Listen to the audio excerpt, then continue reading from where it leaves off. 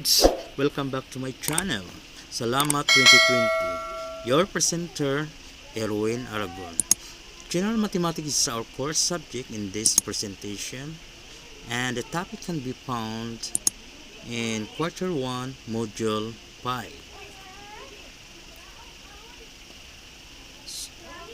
So, ito yung topic natin, how to differentiate among the three exponential functions, exponential equations, exponential inequalities.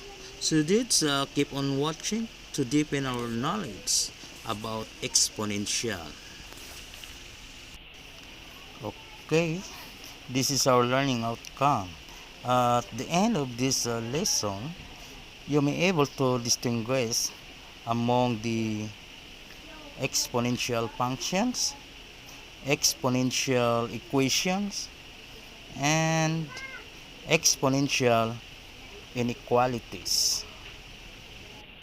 And the lesson outline here is exponential expression.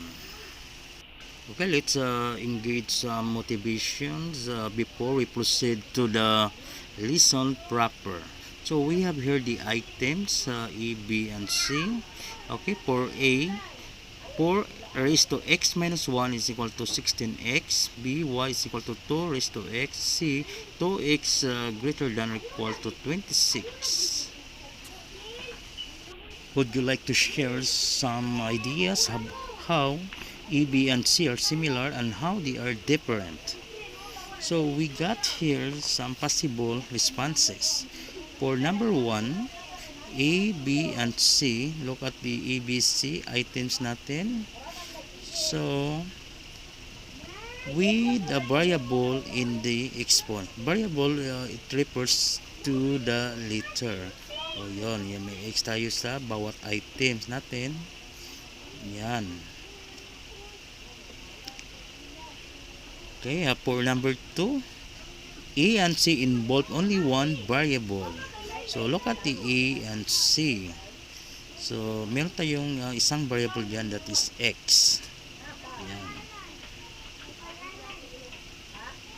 But, for B, relationship between two variables.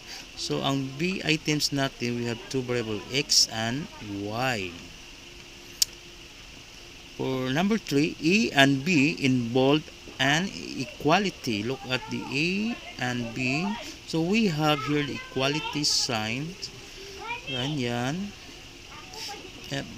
And for letter C involves an inequality. So ibig sabihin yan that is greater than or equal to. Let's define first what is exponential expression. Is an expression of the form yan, where b is greater than 0 and b is not equal to 1. Exponential expression, the other term is the mathematical expression consisting of a constant raised to some power formula just to see a variable, a power of variable. Yan. With a constant is our base and the power is variable, usually written a liter. Yan. In relation to the exponential expression, so we have here the definition of exponential equations and equations involving exponential expressions. So we have here the illustrative example of the exponential equation. 7 raised to 2x minus x squared is equal to 1 over 343. So this is our exponential expressions.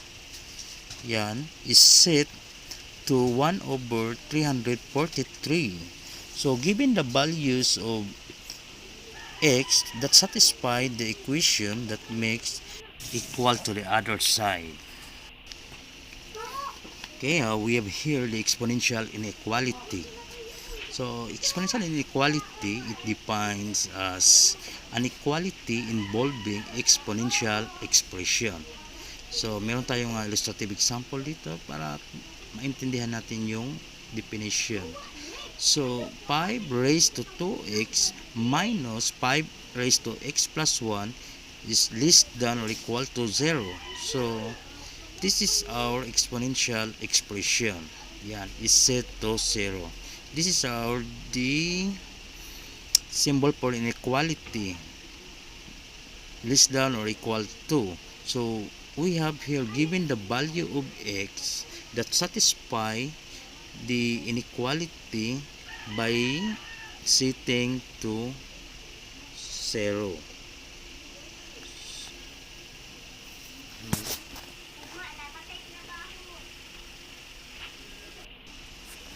Okay, the third one, we are going to differentiate exponential functions.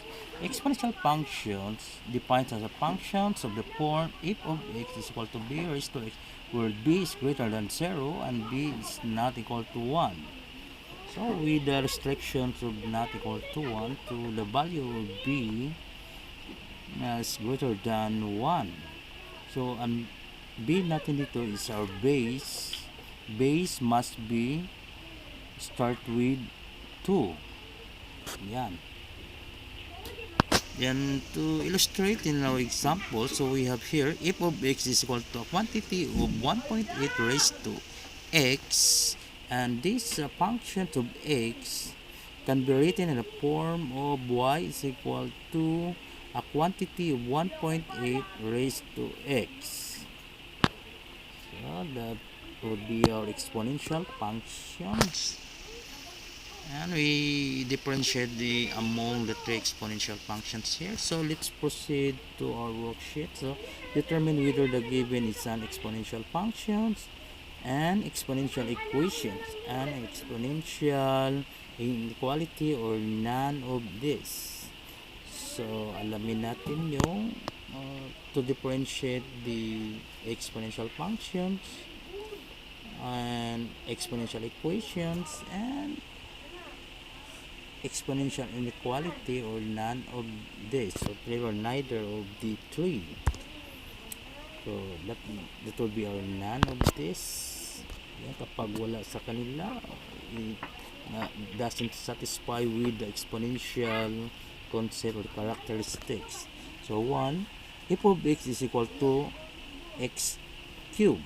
Okay, how will you classify these functions? None of this. Okay, kung bakit? Okay, look at the functions. So our functions is 2x raised to 3. So this is a cubic functions with the exponent of constant. So in an exponential, the exponent must be a variable later. Yan. So number 2, f of x is equal to raised to x. By definition, it's clearly satisfied with the given. So this is exponential functions because our base is 2. Yan. That is constant. And the exponent is variable x. Yan. Number 3, y is equal to a raised to x. So our exponent here is variable x, yan, and e is a Euler number, approximately to 2.718. That is constant, and we classify this as exponential functions because we have two relationships here, x and y, and f of x can be written in the form of y. Yeah. Number 4, 2. Yeah, number 2. Yeah. So how do you classify this exponential? So we have here the exponent x plus 1. Yeah. And this should be exponential equations because of this equality sign. Number 5, 625 is greater than or equal to 5 raised to x plus 8. And so because of this symbol, so we know that this is an equality. this expression is set to 625. So this must be an exponential inequality. Yeah. Okay, so okay, na-differentiate natin lahat ang kanilang mga characteristic of its functions. Okay, good. Our next topic is solving exponential equations and inequalities, but it will be presented in our next video. So, hintayin natin ito. So, ibig sabihin nito, it can be solved for all x values that satisfy the equations or inequalities. So, given the values of x, yan. Okay, that's all for today. So, thanks for watching. God bless us all.